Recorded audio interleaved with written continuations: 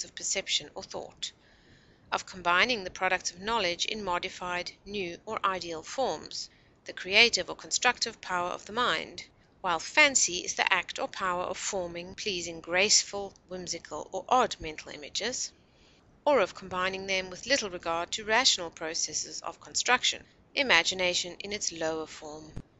Both fancy and imagination recombine and modify mental images; either may work with the other's materials.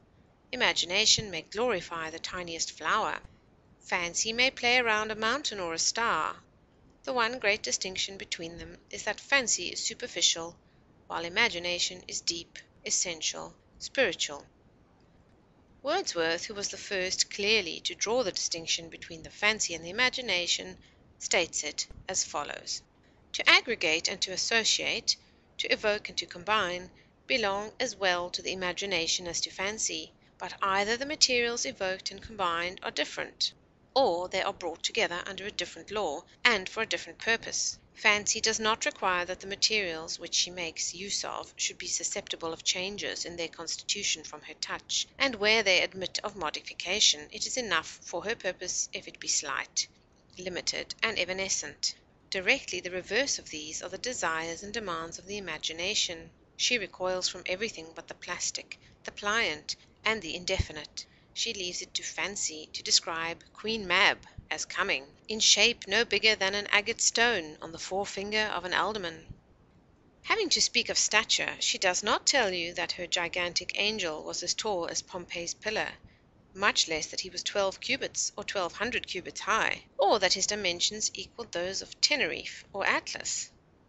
Because these, and if they were 1,000,000 times as high, it would be the same, are bounded. The expression is, his stature reached the sky, the illimitable firmament. When the imagination frames a comparison, a sense of the truth of the likeness from the moment that it is perceived grows, and continues to grow, upon the mind.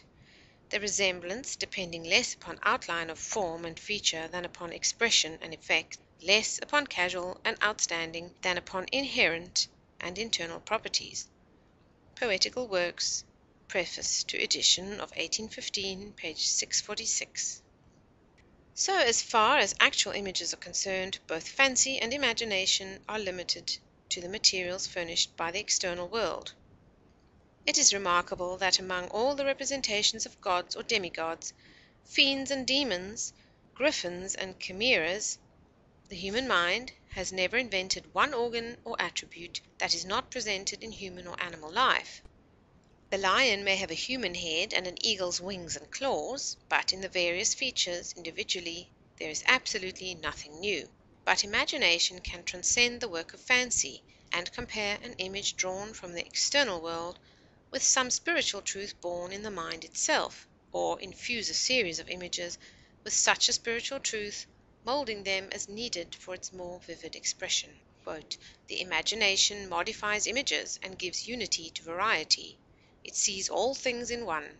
There is the epic imagination, the perfection of which is in Milton, and the dramatic, of which Shakespeare is the absolute master. Coleridge, Table Talk, June 23, 34. Fancy keeps the material image prominent and clear, and works not only with it, but for it. Imagination always uses the material object as the minister of something greater than itself, and often almost loses the object in the spiritual idea with which she has associated it, and for which alone she values it. Fancy flits about the surface, and is airy and playful, sometimes petty and sometimes false. Imagination goes to the heart of things, and is deep, earnest, serious, and seeks always and everywhere for essential truth. Fancy sets off, variegates, and decorates. Imagination transforms and exalts. Fancy delights and entertains. Imagination moves and thrills. Imagination is not only poetic or literary, but scientific, philosophical, and practical. By imagination the architect sees the unity of a building not yet begun, and the inventor sees the unity and varied interactions of a machine never yet constructed, even a unity that no human eye ever can see, since when the machine is in actual motion one part may hide the connecting parts, and yet all keep the unity of the inventor's thought. By imagination a Newton sweeps sun, planets, and stars into unity with the earth and the apple that is drawn irresistibly to its surface, and sees them all within the circle of one grand law.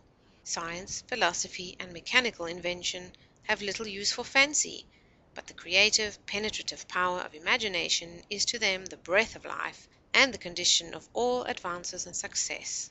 See also fancy, idea. End of section 35. Recording by Estelle Jobson, Rome, Italy.